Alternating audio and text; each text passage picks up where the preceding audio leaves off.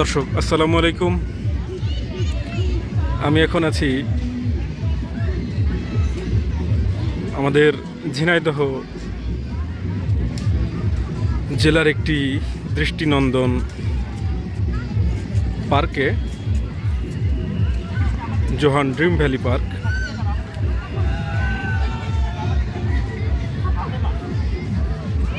প্রচুর দর্শনার্থীর ভিড়। আজকে বুধবার, কিন্তু দর্শনার্থীদের ভিড় দেখে এটি বোঝার উপায় নেই যে এটি একটি কর্মদিবস।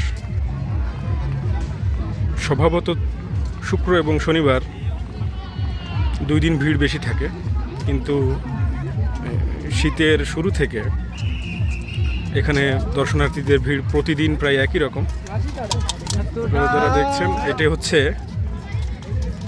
সেই আলিফ লায়লার দৈত্য এবং দুই পাশে সুন্দর মনোরম ফুলের সারি, বাহারি ফুল। আমি এখন কয়েকজনের সাথে কথা বলার চেষ্টা করব জোহান ড্রিম ভ্যালি পার্কের বর্তমান সৌন্দর্য এবং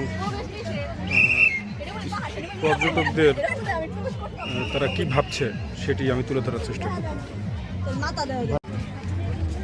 ভাই, এখানে যারা ঘুরতে আসছে তারা বেশিরভাগই এই ঝিনাইদহ জেলার বাইরে থেকে আসছে। তারা আসলে শুনেছিল যে এরকম জোহান ড্রিম ভ্যালি পার্কে অনেক কিছু আছে, তবে জোহান ড্রিম ভ্যালি পার্কের অনেক কিছু সংযোজন করা হয়েছে এবং নতুনত্ব আনা হয়েছে।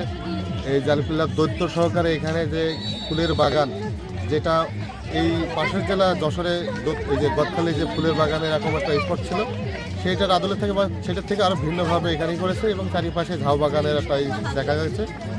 আর এখানে আপনার যেটা বলে আছে যে সুইমিং পুল, সব মানে এক কথায় নানা ধরনের স্পোর্টস কিন্তু এখানে রয়েছে। যারা দূরদূরান্ত থেকে আসছে তারা এটাকে অনেক উপভোগ করছে এবং আমরা আসলে স্থানীয় হওয়ায় আমাদের মাঝে মাঝে এখানে আসার সুযোগ হয়।